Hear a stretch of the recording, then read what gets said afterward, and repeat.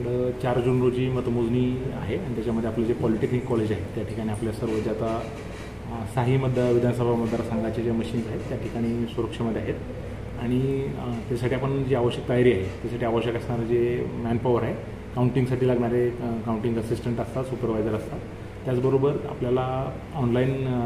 जे इनकोर प्रणाली आहे त्याच्यावरसुद्धा ऑनलाईन एंट्री करणं अपेक्षित आहे. आपल्याला ज्या आयोगाने सूचना दिलेल्या आहेत की प्रत्येक जो ARO असणार आहे म्हणजे 6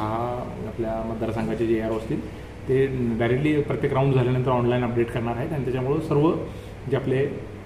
नागरिक आहेत त्यांनासुद्धा ते ऑनलाईन वेबसाईटवर ते जो त्या राऊंड निहाय झालेल्या ज्या मतांचा जो आकडा आहे प्रत्येक उमेदवाराचा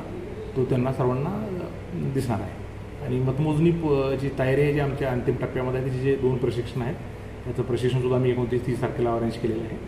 त्याच्यामध्ये जवळजवळ आपल्याला 10,000 जे पोस्टल बॅलेट्स आहेत त्याच्यापैकी जवळ 3-3.5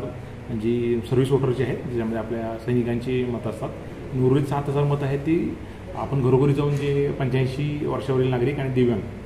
त्यांचे जवळजवळ 4,000च्या आसपास आपले मतं आहेत आणि आपल्या मतदान जे कर्मचारी होते त्यांचे जवळ 3,000 अशी एकूण जवळजवळ 10,000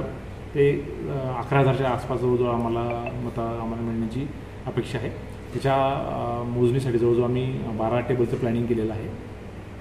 त्याच्यासाठी आयोगाकडून 2 ऑब्झर्व्हरसुद्धा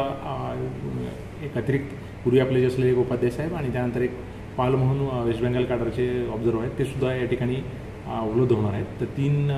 मतदारसंघासाठी काही ऑब्झर्व्हर आहेत आणि उर्वरित 3 मतदारसंघासाठी वेगळे ऑब्झर्व्हर नेमण्यात आलेले आहेत. त्याचबरोबर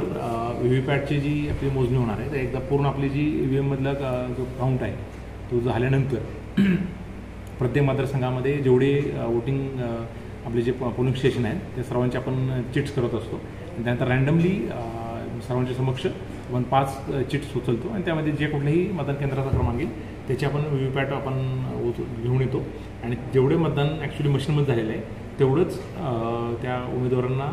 त्यांच्या सिम्बॉलचे आपले जे चिट्स आहेत त्याची काउंट करतो आणि त्याच्यानुसार आपण टॅली करत असतो की आपल्याला ॲक्च्युली झालेलं मशीनमधलं मतदान आणि त्या VVPATमधले असले मतदानाच्या ज्या चिठ्ठ्या आहेत चिन्हाच्या चिठ्ठ्या त्यांची आपण तपासणी करत असतो. अच्छा म्हणजे आपण हे आपल्याकडे 6 मतदान केंद्र आहेत त्याच्या विधानसभा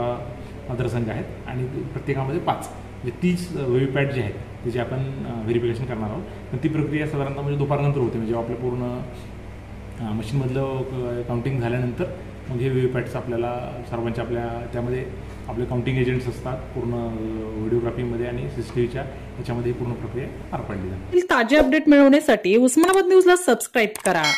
आणि बेल आयकॉन प्रेस करण्यास विसरू नका.